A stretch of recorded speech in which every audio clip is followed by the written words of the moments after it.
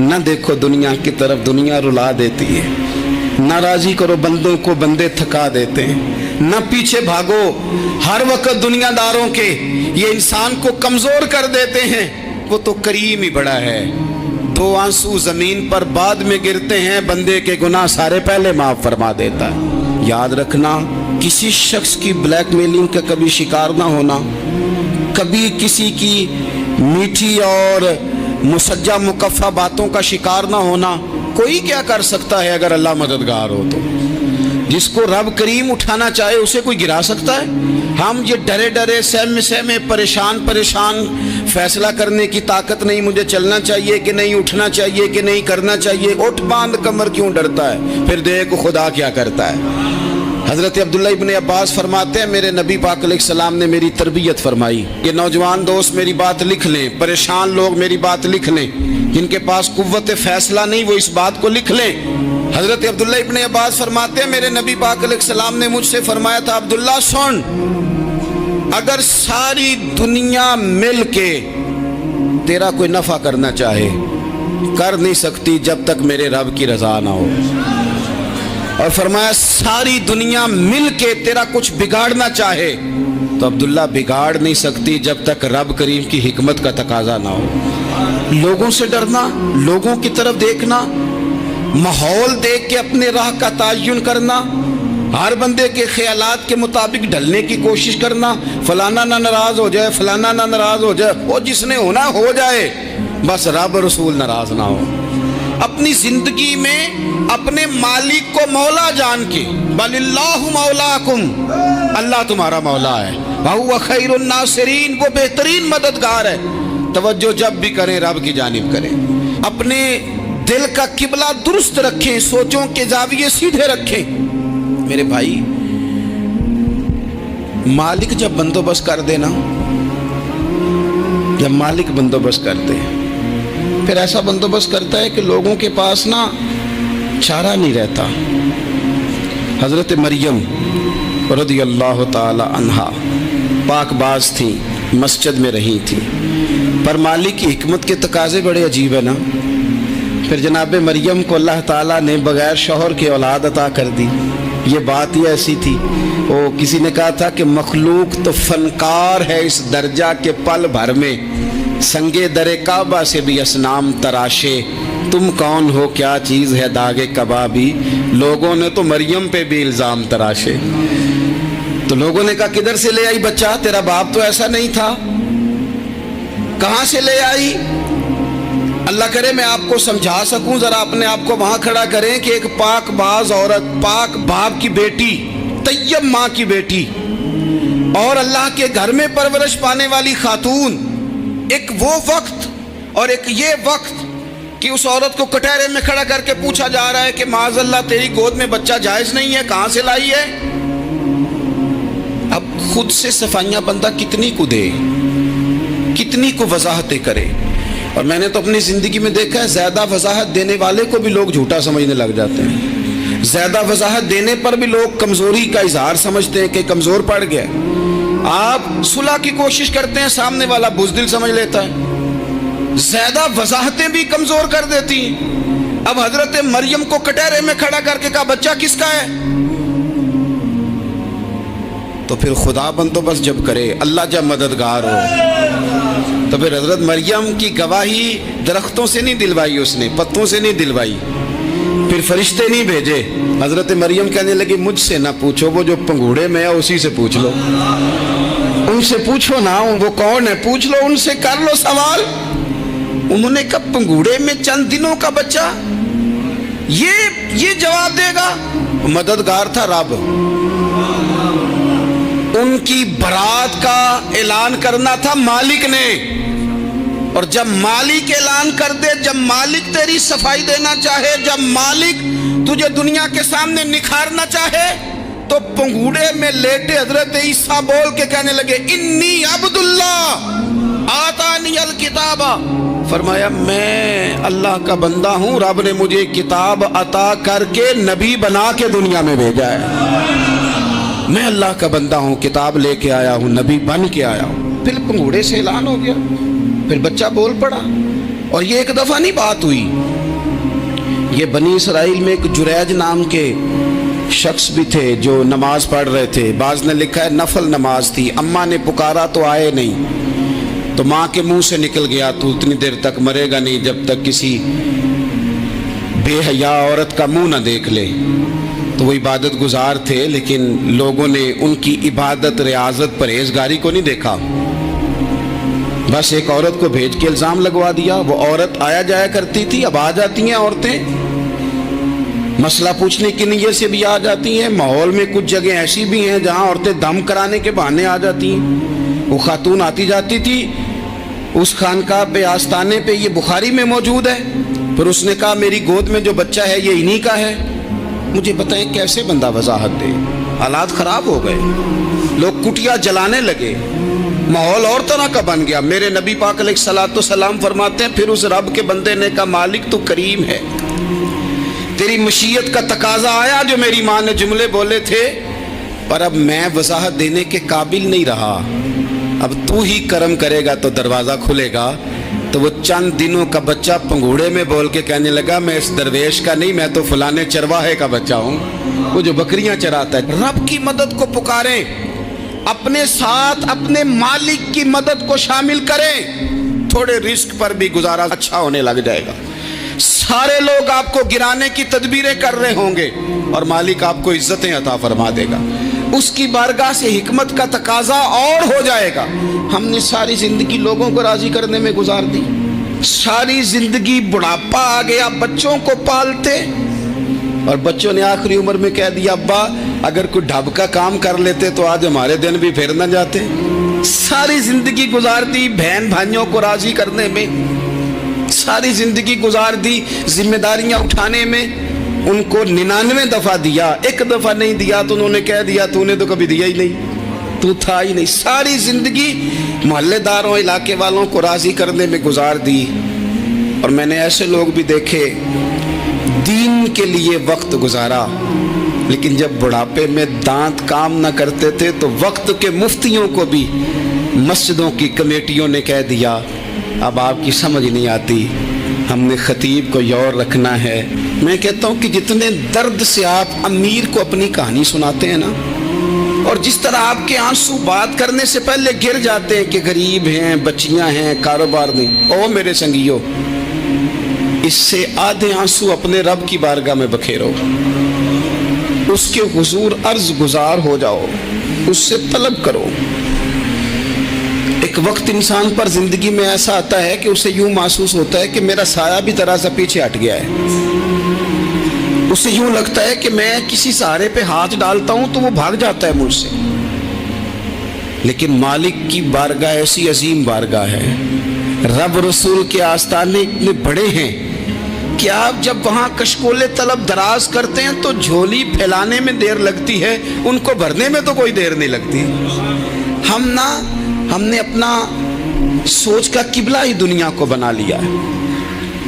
یہ جو اللہ والوں کی مدد ہے یہ تو عین اللہ ہی کی مدد ہے، لیکن یہ جو سیٹھوں کی طرف توجہ کرنا، نوابوں کی طرف توجہ کرنا، دنیا داروں کی طرف توجہ کرنا اور اپنا مزاج اس طرح کا بنا لینا، یارو گردن کو جھکا دیتا ہے خیرات کا پتھر، جہاں میں مانگنے والوں کے سر کبھی اونچے نہیں ہوتے۔ اور اقبال کہتے ہیں غیرت ہے بڑی چیز جہانے تگ و دو میں، پہناتی ہے یہ فقر کو تاج سردارا۔ میں عرض کروں گا کہ اپنی آپ جب توجہ کا قبلہ اللہ رسول کو بنائیں گے تو رب فرماتا ہے وَيَرْزُقْهُ مِنْ حَيْثُ لَا يَحْتَسِبُ، میں نہ تجھے وہاں سے رزق دوں گا جہاں سے کبھی تیرا گمان بھی نہیں کیا ہوگا، یہاں سے بھی مل سکتا ہے، تو نے سوچا بھی نہیں ہوگا۔ بخاری شریف میں حدیث ہے، حضرت جابر ابن عبداللہ فرماتے ہیں نبی پاک صلی اللہ علیہ وسلم نے 300 لوگوں کا ایک لشکر روانہ کیا کسی مہم کے لیے، کسی جہاد کے لیے۔ حضرت ابو عبیدہ بن جراح رضی اللہ تعالیٰ عنہ امیر لشکر تھے۔ فرماتے ہیں غربت اتنی زیادہ تھی، بھوک اتنی زیادہ تھی کہ ایک ایک کھجور دن میں ایک وقت کھانے کو ملتی تھی، اور کچھ دن ایسے آئے کہ اب کھجور بھی نہیں مل رہی۔ فرماتے اتنی زیادہ بھوک لگی مجاہدین کو 300 بندہ پتے کھا کے گزارا ہونے لگ گیا۔ یہ بخاری میں موجود ہے۔ آپ فرماتے ہیں کہ دریا کے کنارے ہمارا پڑاؤ تھا، ٹھہراؤ تھا، جب بھوک سے نڈھال ہو گئے نا، وَيَرْزُقْهُ مِنْ حَيْثُ لَا يَحْتَسِبُ، اللہ وہاں سے روزی دیتا ہے، گمان بھی نہیں ہوتا۔ فرماتے ہیں ایک مچھلی اللہ تعالیٰ نے دریا کے کنارے بھیجی، فرماتے ہیں وہ تھی تو مچھلی پر پہاڑ جتنی تھی۔ بخاری میں لفظ ہیں، حضرت جابر ابن عبداللہ رضی اللہ تعالیٰ عنہ فرماتے ہیں 300 آدمی 18 دن تک اس مچھلی کو کھاتے رہے، مچھلی ختم ہی نہیں ہوئی۔ مچھلیاں نہیں، مچھلی کہتے ہیں 18 دن 300 بندہ کھاتا رہا، مچھلی ختم ہی نہیں ہوئی۔ اور فرماتے ہیں کہ اس کی ہڈی نکال کے، کانٹا کہیں گے آپ اپنی زبان میں، کہتے ہیں وہ نکال کے نا تو اس کو کھڑا کیا نا جب، تو اونٹ کجاوے سمیت اس کے بیچ سے گزر جاتا تھا، دو اس کے کانٹے جوڑے۔ فرماتے ہیں وہ اس کا گوشت ہم کھاتے تھے اور اس کی چربی بطور تیل کے ہم جسموں پہ ملتے تھے، بیماروں کو اس سے سکون آتا تھا، تندرستی شفا ہوتی تھی۔ فرماتے ہیں ہم کھایا بھی ہم نے اور کچھ لے کے ہم مدینے بھی گئے، اور قربان جائیں نبی پاک نے بھی اس میں سے کھایا۔ ہم نے عرض کی حضور یہ معمہ کیا ہے، یہ ماجرا کیا ہے؟ تو محبوب نے فرمایا تمہارے پاس غذا نہیں تھی، رب نے تمہارے لیے بندوبست کیا ہے، اللہ نے تمہیں دیا ہے۔ مکان شروع کر لیا، ایک صاحب نے وہ مکان بنانے لگے، آپ وہ حساب لگا رہے ہیں، کہتے ہیں میرے پاس اتنے پیسے ہیں، اتنے میں نے فلانے دوست سے کہنا ہے اس نے دے دینے، اتنے فلانے رشتہ دار سے کہنا ہے اس نے دے دینے، اتنے فلانے سے کہنا ہے اس نے دے دینے۔ یہ ساری کاپی بنا کے مکان شروع کر لیا۔ جو روز کہتا تھا نا کوئی حکم ہو جاتے دسی، سب سے پہلے اس کو کہا میاں پیسے چاہیے دین، وہ کہندا ہو کل ہی منڈا ٹوریا ہے، کہدے تو پرسوں 10 داتے لب جانے سن۔ میں آپ کو اپنے تجربے کی بات بتا رہا ہوں۔ جن لوگوں کا خیال ہوتا ہے نا کہ آپ سٹارٹ کریں فلانا کام، ہم آپ کے ساتھ ہیں، اللہ کا ہی کوئی نظام ہے، وہ بالکل بھی نہیں ساتھ ہوتے۔ لیکن ایسا نہیں ہے کہ کوئی ساتھ نہیں ہوتا، اللہ تعالیٰ بڑے اسباب پیدا کرتا ہے، وہاں سے دیتا ہے جہاں سے گمان بھی۔ ہمارا یہ ذہن بن جاتا ہے ہم ساری اپنے حساب سے چلتے ہیں، اتنے رشتہ داروں سے، اتنے، وہ کون آپ کے ساتھ چلے گا؟ سوال ہی نہیں پیدا ہوتا۔ یہ سارے کام چھوڑ کے سب سے پہلے 2 رکعتیں پڑھو، اپنے رب کی بارگاہ میں، رسول کائنات کی بارگاہ میں گزارشات اور استغاثے پیش کرو، وہاں سے خیر طلب کرو۔ دنیا دار کیا دیں گے، کیا دے سکتے ہیں، کیا حیثیت ہوتی ہے کسی؟ اللہ کہتا ہے وہاں سے دوں گا۔ تو جو اللہ مال دے وہ لینا چاہیے کہ رشتہ داروں کا مال دیکھنا چاہیے؟ جو اللہ دے وہ لینا چاہیے کہ سیٹھوں نوابوں کی جیبیں دیکھنی چاہیے؟ جو اللہ دے وہ قبول کرنا چاہیے یا دیکھنا چاہیے کون سا آدمی کہاں پہنچ گیا؟ چھوڑو، اپنی مٹی پہ چلنے کا سلیقہ سیکھو۔ کسی کے سنگ مرمر پہ چلو گے تو پھسل جاؤ گے، پھسل جاؤ۔ اس پر ایک اور بات عرض کر دوں، صحیح بخاری سے، مسلم سے ایک اور بات۔ کچھ چیزیں ایسی ہیں جن سے اللہ کی مدد آتی ہے، مدد ملتی ہے۔ ایک چیز ان میں سے ایسی ہے جس سے بہت مدد نازل ہوتی، وہ ہے کہ جب رب آپ کو دے نا تو پھر آپ بھی اس کے رستے میں دیں، پھر مدد آتی ہے، پھر اور آتا ہے۔ بخاری مسلم میں حدیث ہے، یہ زیادہ ہی توجہ طلب امر ہے، اس پر آپ غور کریں گے۔ حضرت ابو ہریرہ فرماتے ہیں کہ نبی پاک علیہ السلام نے فرمایا ایک شخص نے بادلوں کے اندر سے آواز سنی کہ فلاں آدمی کا کھیت اور باغ خشک ہو گیا ہے، وہاں برسو اور اس کے کھیت کو سیراب کرو۔ وہ بڑا حیران ہوا کہ بادل سے آواز آ رہی۔ پھر اس نے دیکھا کہ ایک پہاڑی پر بارش ہوئی، وہ بادل وہاں برسا، پھر نالیوں سے ہوتا ہوا پانی ایک طرف چلا۔ تو جس نے آواز سنی تھی، حضور بیان کر رہے ہیں، وہ بھی پیچھے پیچھے چلا کہ پانی کدھر جا رہا ہے۔ اس نے جا کے دیکھا کہ ایک مقام پہ ایک باغ کو وہ پانی لگ رہا ہے اور ایک آدمی وہ پانی لگا رہا ہے۔ اس نے اس سے پوچھا تیرا نام کیا ہے؟ اس نے کہا کیوں؟ کہنے لگا بتا نا۔ اس نے نام بتایا تو کہنے لگا یہی تو وہ نام ہے جو میں نے بادلوں کے اندر سے سنا ہے کہ فلاں کے کھیت کو پانی دے دو۔ اس نے کہا یار تو کیا عمل کرتا ہے کہ اسپیشل تیرے لیے بارش برسے؟ یہ بخاری پڑھ رہا ہوں، سیاستہ سے حدیث عرض کر رہا ہوں۔ اس سے پوچھا تو کیا کام کرتا ہے کہ جناب اللہ تبارک و تعالیٰ کا حکم کرم آیا کہ خاص تیرے لیے پانی برسے اور تیرے کھیت کو سیراب کرے؟ تو اس نے کہا چھوٹا ذمہ دار ہوں، پر جب فصل اگتی ہے تو 3 حصے کرتا ہوں، ایک حصہ اپنے بال بچوں پہ، بہن بھائیوں پہ خرچ کرتا ہوں، ایک حصہ پورا اور ایک حصہ دوبارہ کاشتکاری پہ لگاتا ہوں، اور تیسرا حصہ خالص میں نے مسکینوں، یتیموں اور غریبوں کے لیے رکھا ہوا ہے۔ وہ جو تیسرا حصہ اللہ کرے آپ سمجھیں، وہ رب کے بندوں پہ تیسرا حصہ خرچ کرتا ہے نا، تو کریم مالک نے فرمایا جہاں سے غریب کا حصہ جاتا ہے وہ کھیت خشک نہیں رہنا چاہیے، وہ جہاں سے مسکین روٹی کھاتے ہیں وہ خشک نہ رہے، جہاں سے یتیموں کو کچھ آتا ہے کہیں اس کی فصل رہ نہ جائے۔ میں اور آپ بھی اگر اپنے مال میں مسکینوں، یتیموں، غریبوں کے حصے رکھ لیں گے تو فصلیں خشک نہیں رہیں گی، ان کے اندر تازگی آئے گی، نور آئے گا، کرم آئے گا، خاص کر خدا کی رحمت برسے گی۔ مدد اللہ سے چاہیں، اپنی توجہات کا مرکز رب رسول کی ذات کو بنائیں، پھر آپ محسوس کریں گے کہ بڑی جلدی اللہ تعالیٰ کی مدد آنے لگی ہے۔ کبھی آپ صرف کہہ دیں نا میرا رب میرے ساتھ ہے، اس لفظ میں اتنی طاقت ہے کہ دشمن ویسے زہر ہو جاتا ہے۔ زندگی میں کسی سے بھی لڑائی ہو، اچھی طرح سوچ لیں کہ اللہ اس طرف ہے یا اس طرف ہے۔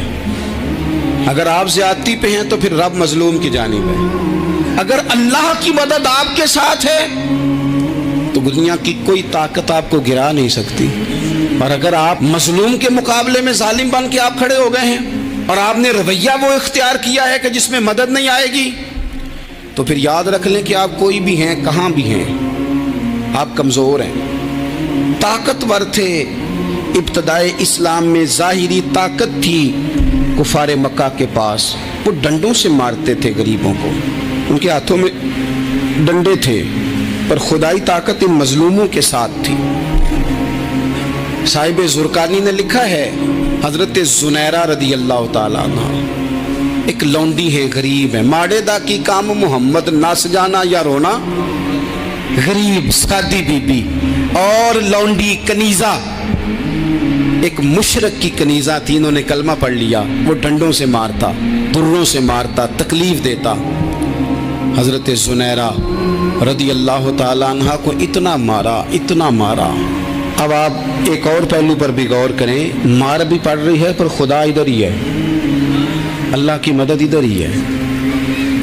رب کہتا ہے کہ پہلے تو صبر کرنا، ان اللہ مع الصابرین، تو صبر کرے گا تو پھر رب کی معیت ملے گی، ذرا ٹھہرنا، تو تھوڑا ڈٹنا۔ ان الذین قالوا ربنا اللہ ثم استقاموا تتنزل علیہم الملائکہ، تو کہے اللہ میرا رب ہے، پھر تو پہلے ڈٹ، پہلے تو نے ڈٹنا ہے۔ ثم استقاموا، جو ڈٹ گیا، تتنزل علیہم الملائکہ، ڈٹنے والے کے لیے مدد آتی، پہلے تھوڑا ٹھہرنا پڑتا ہے، پہلے تھوڑا صبر کرنا پڑتا ہے، حوصلہ کرنا پڑتا ہے، اس کے بعد مدد آتی۔ مار پڑ رہی ہے، مارا جا رہا ہے، حضرت زنیرہ کو ان کا مالک جو ہے ظاہری آقا وہ مار رہا ہے، یہ کنیزہ ہے، ماں اتنا مارا، اتنا مارا، ان کی بینائی چلی گئی، نظر آنا بند ہو گیا۔ ابو جہل آیا اور کہنے لگا زنیرہ دیکھا نا ہمارے بت تیری آنکھیں لے گئے، معاذ اللہ، لات و منات ہمارے بتوں نے تجھے اندھا کر دیا۔